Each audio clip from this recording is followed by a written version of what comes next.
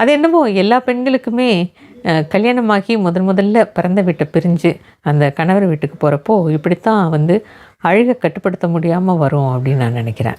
இனிமே முன்ன மாதிரி நாம் நினச்ச நேரத்தில் அப்பாவோட பேச முடியாது, நினச்ச நேரத்தில் நம்ம இந்த வீட்டில் வந்து இருக்க முடியாது, தம்பி தங்கைகளை பார்க்க முடியாது அப்படின்னு தோண ஆரம்பித்ததுமே எங்கேருந்து தான் அவ்வளோ அழுகை வருதோ அப்படியே கொட்டுது எனக்கு அழுகையாக. எங்கள் சொந்த ஊரான திருவெண்காட்டில் எங்கள் அப்பா அந்த கிராண்டாக ஏற்பாடு பண்ணியிருந்த அந்த ரிசப்ஷனை முடிச்சுட்டு தான் நாங்கள் வந்து காரில் திரும்பி வந்துட்டுருந்தோம். அப்படி வந்து விக்கி நான் அழுதுகிட்டே வந்துட்டுருந்தேன். காரில் வந்து பின் சீட்டில் என் பக்கத்தில் உட்காந்துட்டு இருந்தாங்க மல்லிகா அண்ணி. அவங்க வந்து என்னை சமாதானப்படுத்திகிட்டே வந்தாங்க. இவங்க வந்து எங்கள் வீட்டுக்காரங்க முன் சீட்டில் உட்காந்துருந்தாங்க. மெல்ல என்னை திரும்பி பார்த்தாங்க. ஒரே கோபம் இவங்க குரலில். என்கிட்ட கூட இவங்க நேராக பேசலை.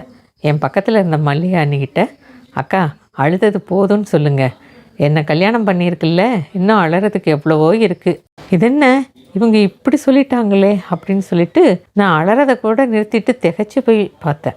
அலற பொண்ணுக்கு ஆறுதல் சொல்கிறத விட்டுட்டு இப்படி பேசிட்டியே அப்படின்னு சொல்லிட்டு மல்லிகா அண்ணி திட்டினாங்க. என்றைக்கு இவங்க எதை மனசில் வச்சுட்டு சொன்னாங்களோ எனக்கு தெரியல.